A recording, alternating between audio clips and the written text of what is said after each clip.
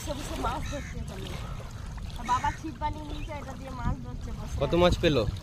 এখনো মাছ পাইনি, পাবে মনে হচ্ছে, বড়ই সাইজের মাছ ধরতে পারবে। দেখো তুমি বসে কি আর কি ওর মাছগুলো পাহারা দেওয়ার জন্য ও মাছগুলো দিচ্ছে, তুমি ছাড়াচ্ছ তাই তো?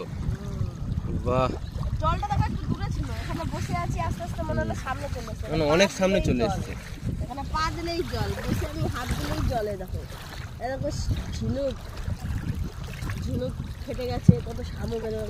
এই কি মাছ পেলে নিশিদা? শামুক দেখো, যা জলে চলে যা, হাতটা ধুয়ে নেই।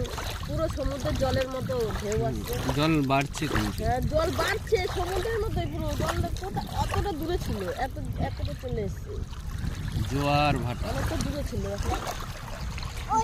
হাত দাও এই যে এখানে এমন করে। হ্যাঁ হয়েছে, রাখো হাত দাও, ঠিক দিয়ে মাছ ধরো। হয়েছে মাছ ধর। এই মাছ খেয়ে নিল।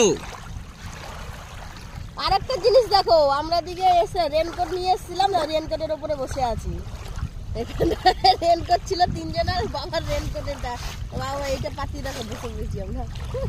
আমাদের এখানে আসার জন্য আসিনি, আমরা ঘুরতে, আমরা গেছিলাম অন্য জায়গায়, এদিকে যাচ্ছি না, এখানটায় চলে এসেছি। ওয়েদারটা ভালো বলে বেশ ভালোই লাগছে, বসার জায়গাও পেয়ে গেলাম, বসে আছি।